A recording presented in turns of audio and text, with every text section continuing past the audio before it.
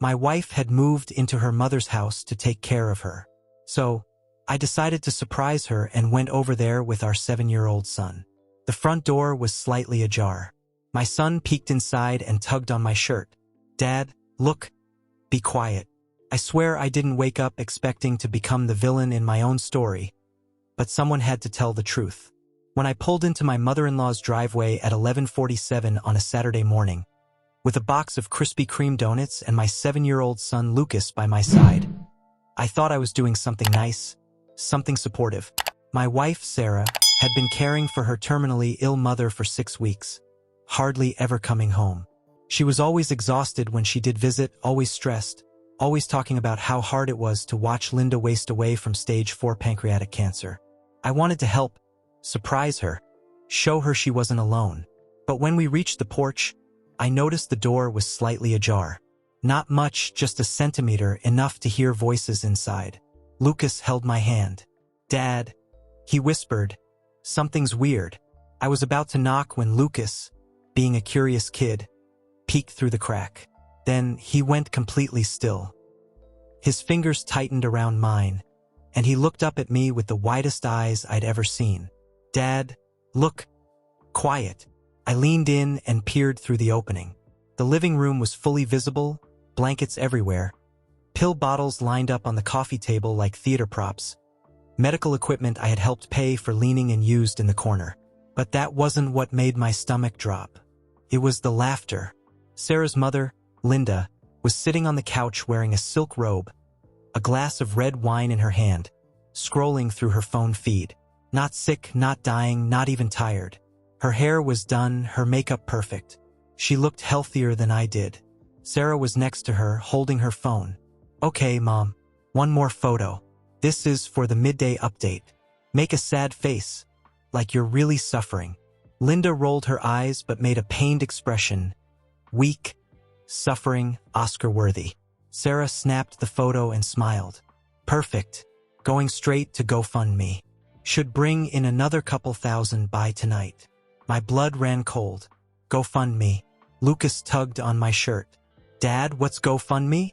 I couldn't answer because Sarah kept talking. "We're already at $22,000, she said, scrolling through her phone. "Can you believe it? People are so generous when they think someone is dying." Linda laughed. Actually laughed. "I told you this would work. Your father never believed in creative income." Sarah let out a chuckle. "My dad was boring. This is easy money. And Mark keeps sending more whenever I ask." She said my name like I was a joke, a sucker, an idiot. I backed away from the door, my heart racing, my hands shaking. Lucas looked at me, confused. "Is Grandma okay?" he whispered. "She's fine," I replied quietly. "Too fine. Let me back up a bit. I had been married to Sarah for 9 years.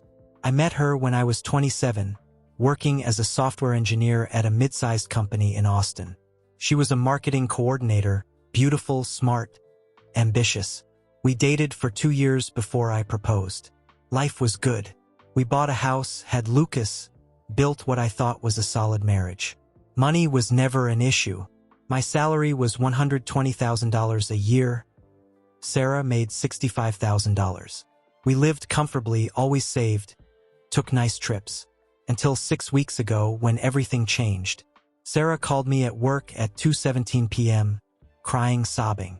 "Mark, it's my mom. She collapsed. They're running tests. It doesn't look good." I left work immediately, went to the hospital, found Sarah in the waiting room, mascara running, hands trembling. "They think it's cancer," she said. "Pancreatic.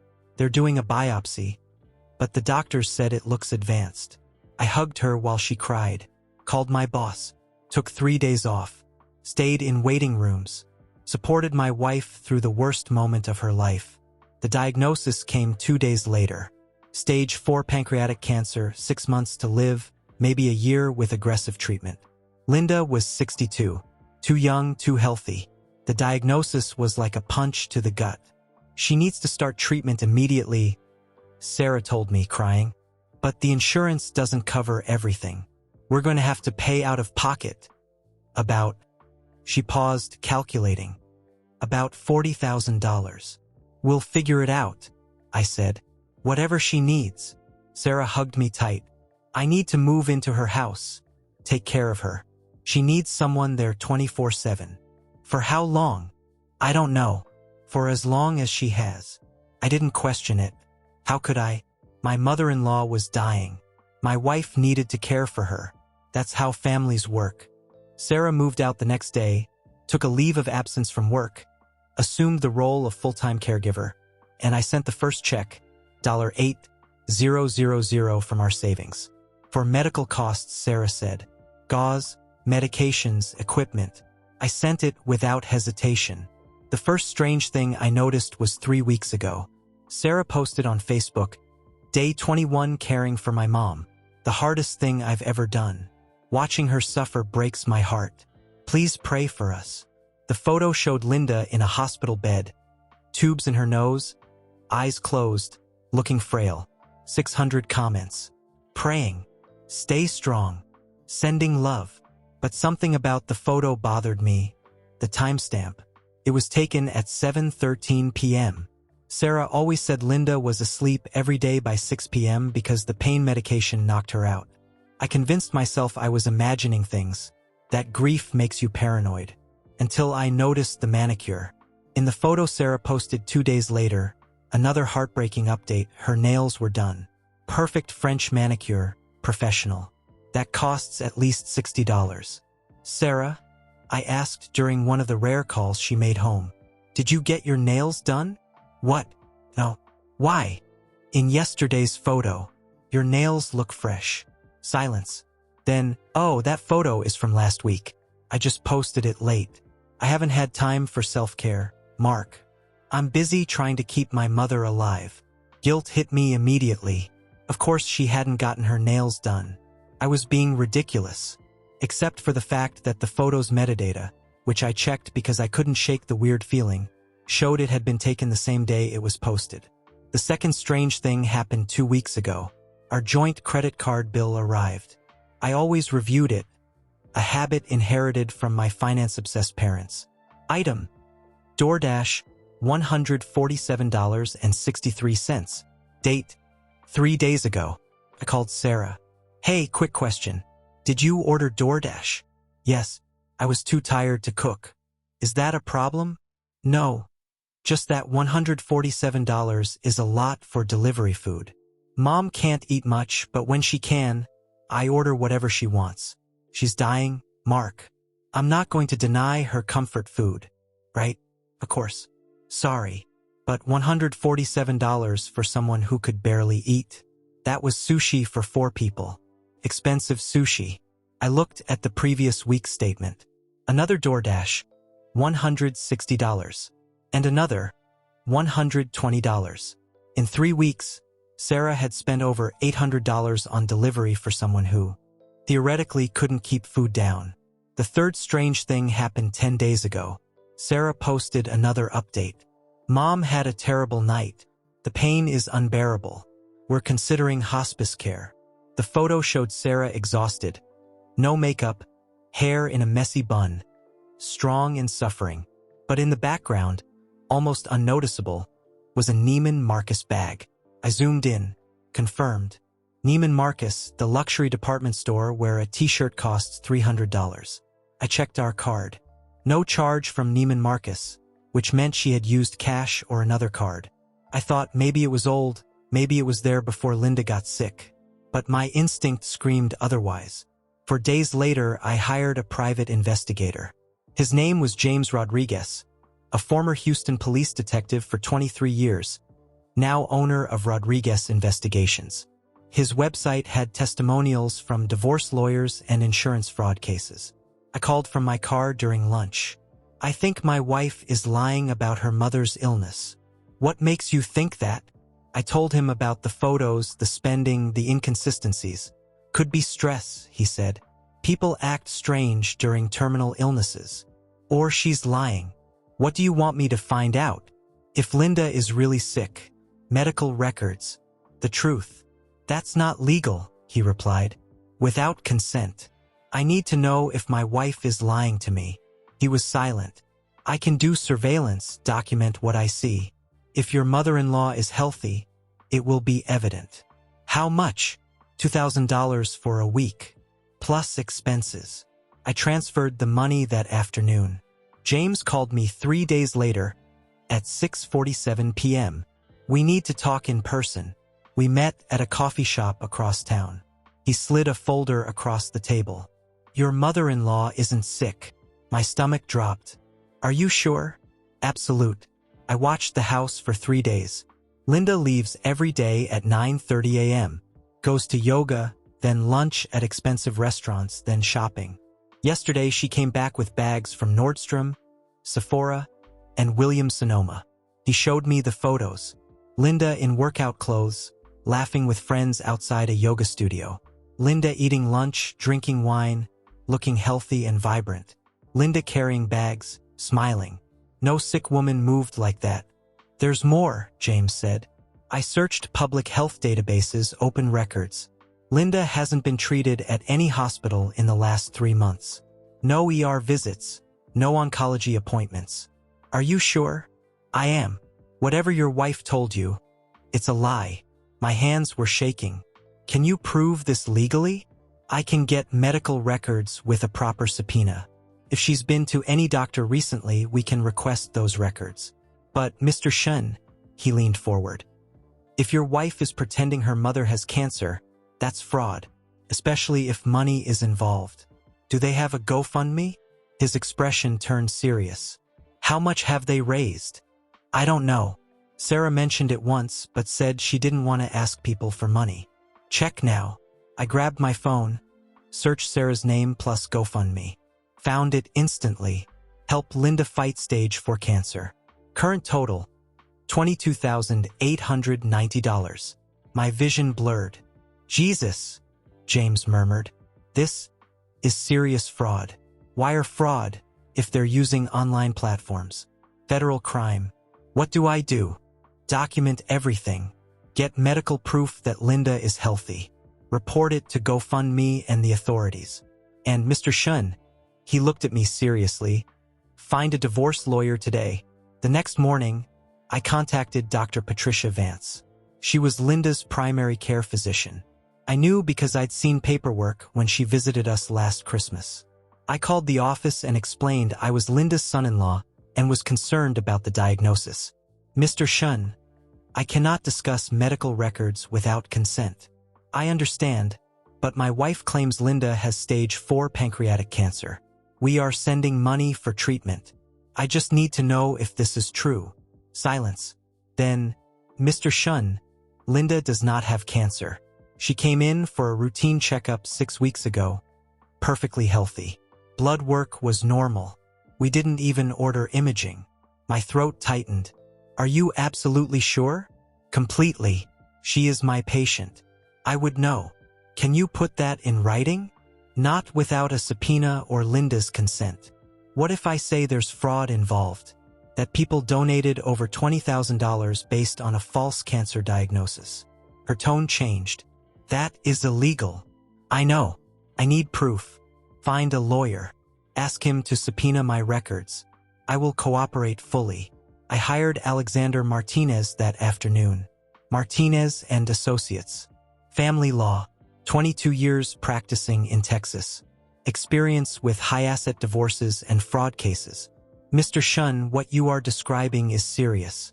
Medical fraud, GoFundMe fraud, possibly wire fraud. This isn't just a divorce case. It could become criminal. What do I do? We build a bulletproof case.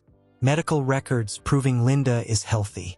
Financial records showing where the GoFundMe money went. Screenshots of every post, every update, every lie. We document everything, then expose it publicly and legally. How long does this take? A week, if we're fast.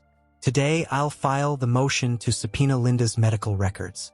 Once we have that, we take everything to the police and the press. The press, Mr. Shen? Your wife committed fraud against hundreds of people. They deserve to know. And public exposure prevents her from claiming a misunderstanding. And my son. That's why we do everything correctly. We'll ask for full custody. We'll document that your wife is a liar and a fraudster. No judge will give her custody after this. The medical records arrived 4 days later by courier. I opened the envelope inside my car. Hands shaking, heart racing. Official letterhead from Dr. Vance. Notarized affidavit. To whom it may concern. This letter confirms that Linda Morrison, born December 3, 1962, is my patient. She underwent a routine physical examination on September 15, 2023. All blood work, imaging, and diagnostic tests showed normal results. Mrs. Morrison does not possess any type of cancer. She is in good health for her age. Signed, Dr. Patricia Vance, MD. I read it 5 times. My wife had lied about everything for 6 weeks. Stole from strangers. Stole from me. While I worked, paid bills, and raised our son alone. I spent the next 2 days gathering the rest. Screenshots of every post Sarah made on Facebook. Every emotional update. Every photo of Linda looking sick. Photos I now knew were staged. Bank statements showing the $8,000 I had transferred. Credit card bills with the absurd DoorDash orders, the shopping, the spas. James's surveillance photos, Linda at yoga, lunching, shopping. Dr. Vance's medical records.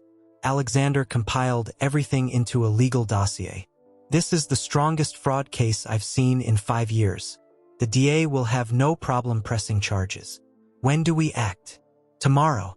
I'm going to send everything to GoFundMe's fraud department, the local TV stations, and the police. Expose it all at the same time. They won't have time to make up excuses. Sarah will lose everything. She should. She is a criminal. But I had one more thing to do. Saturday morning. Donuts, Lucas. I needed to see it with my own eyes. Needed to witness the lie before destroying everything. So, I drove to Linda's house, parked in the driveway, and walked to the door with my son. And there they were, laughing, planning, celebrating how easy it was to rob good faith people. I pulled Lucas away from the door and we walked back to the truck. My phone was already in my hand, the drafted email ready to send. "Dad," Lucas whispered. "What's wrong?" "Nothing, son. Daddy just needs to do something." I opened the email, checked the recipient list 3 times. GoFundMe Fraud Department, Houston Police Financial Crimes Unit, Channel 2 Investigative, Channel 11 Investigative, and all 347 people who commented on Sarah's posts via BCC. Subject: Fraud Alert. Linda Morrison's cancer fundraiser is a scam. Body of email. Attachments: medical records from Dr. Patricia Vance confirming Linda Morrison does not have cancer and is in perfect health. Surveillance photos showing Linda at yoga classes, restaurants, and shopping, activities impossible for a terminal cancer patient. Bank records proving GoFundMe money was spent on luxury items, not medical treatment. Screenshots of staged photos used to deceive donors. Linda Morrison and Sarah Shin defrauded over 300 donors, raising $22,680 with a false cancer diagnosis. This is criminal fraud. The evidence is attached. My finger hovered over the send button. I thought about Sarah, about 9 years of marriage, about the life we built. Then I thought about the 347 people who donated, believing the lie. People who probably gave money they could barely afford to lose, thinking they were helping someone die with dignity. I clicked send. The email was delivered at 11:52 a.m. I waited 60 seconds. Then I opened the front door and walked in. Sarah and Linda were still in the living room. Linda was posing for another photo, this time with an exhausted yet hopeful expression, while Sarah adjusted the lighting. Both turned when I entered. Sarah's face went white. "Mark, what are you? How long have you?" "Long enough," I replied. Linda stood up quickly, spilling wine on the expensive rug. The red stains spread like blood. "Mark, this isn't what it looks like." "No? Why are you pretending to have cancer to commit fraud?" Sarah's phone slipped from her hand and hit the floor, cracking. "Mark, I can explain." "Explain to who? The police? GoFundMe? The 300 people you robbed?" Her voice went high-pitched. "We didn't steal. People donated willingly, based on lies. That's called fraud. Linda's face went from pale to red. You had no right to spy on us. You had no right to steal from people who trusted you. I shot back. Sarah took a step forward, hands raised like she was trying to calm a wild animal. Mark, please, we can fix this. I'll return the money. I'll delete the posts. No one needs to know. Too late. They already know. Her eyes widened. What did you do? I sent the evidence. The medical records showing your mother isn't sick. The surveillance photos. The bank statements. Everything. To GoFundMe, to the police, and to every single person who donated. The color drained completely from Sarah's face. She looked like a corpse. You? What? I also sent it to the local news stations. They're going to run the story on the 6 o'clock news tonight. Linda grabbed Sarah's arm. He's bluffing. He wouldn't do that. I'm not bluffing, I replied. I pulled out my phone and showed the sent email. Timestamp, 11:52 a.m. Recipient list scrolling for pages. Sarah's legs gave out. She sat heavily on the couch. Mark, you can't. Everyone will see. My job, my friends, my family. Everyone will see the truth. Please. Her voice cracked for real. Think about what this will do to us. To Lucas. To our family. I did think. That's why I'm teaching our son not to be a liar. Linda started screaming. You vindictive bastard. You're destroying your own wife. Why? To feel superior. I'm destroying a criminal who happens to be my wife. Sarah was crying now. Real tears. Not the performative ones. Mark, please. I made a mistake. I was desperate. We can solve this. Solve what? You stole $22,000 from strangers, took $8,000 from our savings, lied to me for 6 weeks, pretended your mother had cancer. Which part of that is solvable? I'll pay it all back. I'll fix it. You can't fix this. You can only face the consequences. The first siren began to wail in the distance. Sarah's face snapped toward the window. No, no, no, no. I called them before I came in. They should be about 3 minutes out. Linda grabbed her purse. We're leaving. Now, Sarah, get your things. You're not going anywhere. I interrupted. The house is surrounded. It wasn't, but they didn't know that. Sarah lunged at me. For real. Give me your phone. Delete it. Delete everything. I stepped back, keeping the phone out of reach. It's already sent, Sarah. It's over. She collapsed on the couch, sobbing. Linda stood frozen, realizing the walls were closing in. Lucas pulled on my sleeve. Dad, what's happening? Justice, son. We're watching justice happen. The squad car pulled up at 11:57 a.m. Through the window, I saw Officer James Martin exit the car. Behind him, Detective Raquel Foster from the Financial Crimes Division. They came to the door. I opened it before they could knock. Mr. Shen? Martin asked. That's me. Here are the suspects. Sarah Shin, my wife, and Linda Morrison, her mother. Detective Foster entered, notebook in hand. Mrs. Shin, Mrs. Morrison. I'm Detective Foster, Financial Crimes. We received evidence of fraud related to a GoFundMe campaign. I need to ask you some questions. Sarah sobbed. This is a misunderstanding. We have medical records indicating you do not have cancer, Foster said, looking at Linda. We also have surveillance showing activities incompatible with stage 4 pancreatic cancer. Plus financial records demonstrating GoFundMe money was used for personal expenses. Linda tried to speak. Nothing came out. You are both under investigation for wire fraud, theft by deception, and charity fraud, Foster continued.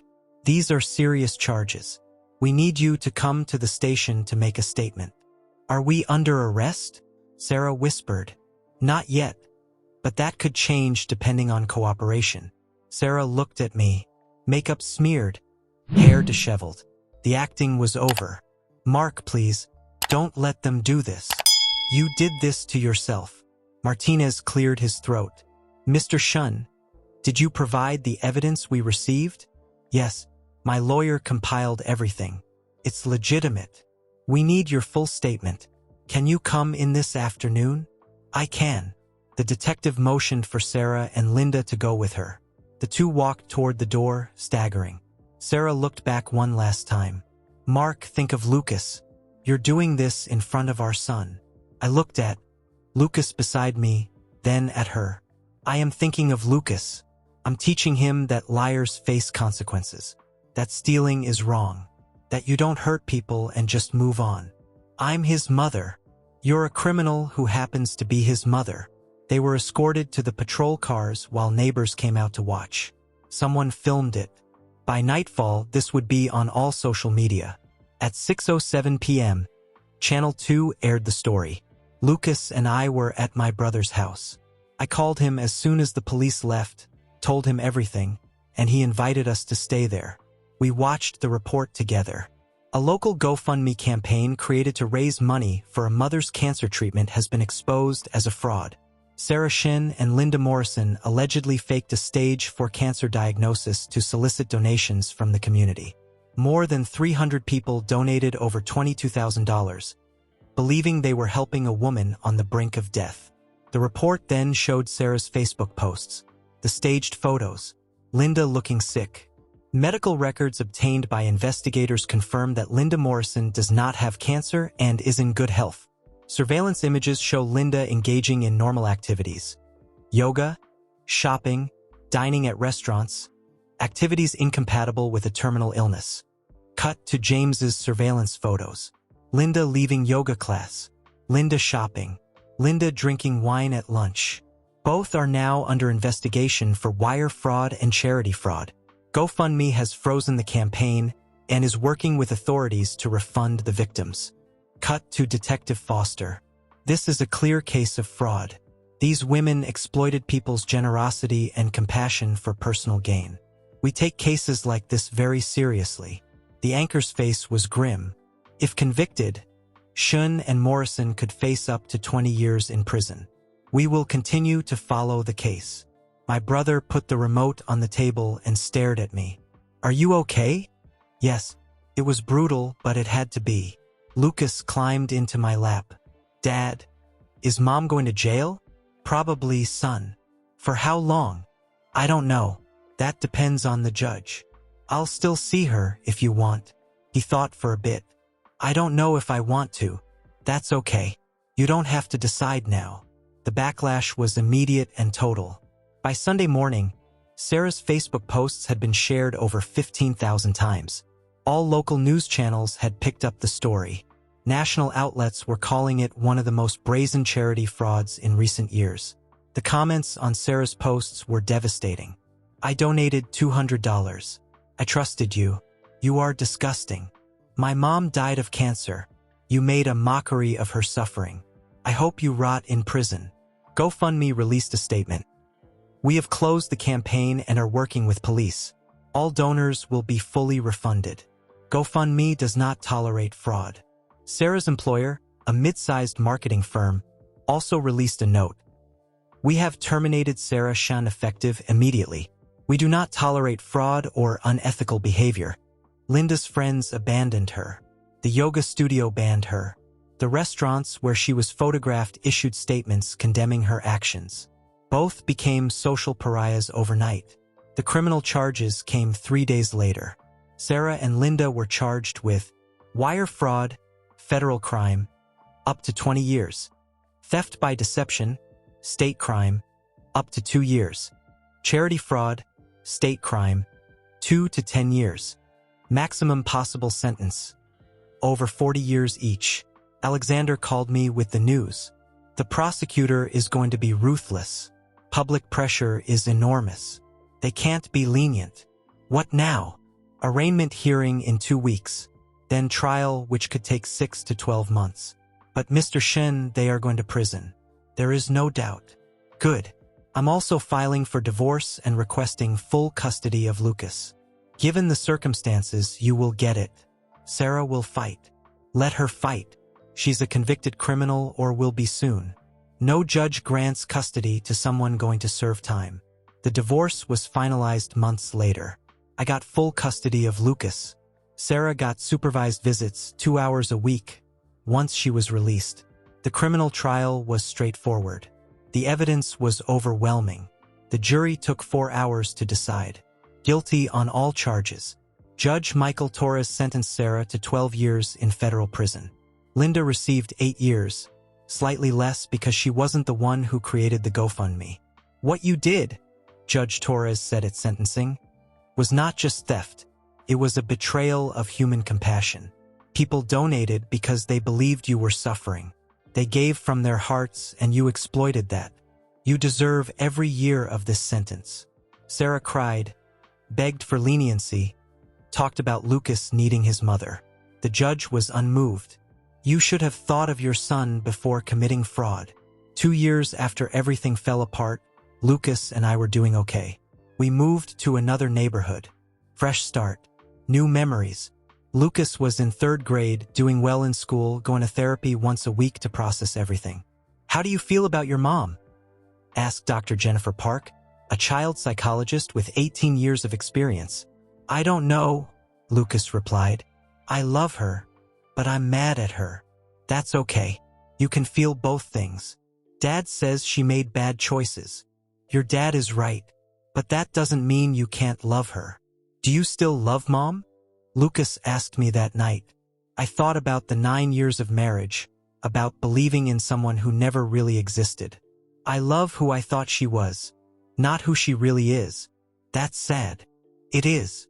Are you mad at me for loving her? Never. She's your mom. Love doesn't disappear just because someone does something wrong. He hugged me. You're a good dad. I'm trying, son. Sarah called me from prison last month. We hadn't spoken since the trial. I had blocked her phone, email, everything. But she called from a prison number and I didn't recognize it. Mark, it's me. I should have hung up, but I didn't. What do you want? To apologize. For what? Exactly. For everything. For lying. For stealing. For destroying our family. Okay, that's it?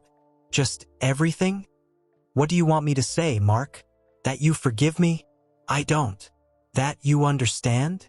I don't understand. I was desperate. You weren't desperate. You were greedy. It's different. I made a mistake. You made 100 mistakes in 6 weeks. Every lie was a choice. Every fake photo was a choice. Every stolen dollar was a choice. She was crying. I miss Lucas. He's fine without you. That's cruel. It's honest. He sees you twice a week with supervision. He's polite. He doesn't ask to see you more. That's your legacy, Sarah. Mark, please. I'm going to hang up now. Don't call again. Wait. I hung up. I sat in the car in front of Lucas's school, waiting for pickup time, and felt nothing. Nothing. No anger, no sadness, no regret. Just peace. Comment from dude_Reddit. Funny how some people think posting a dramatic wall of text solves everything.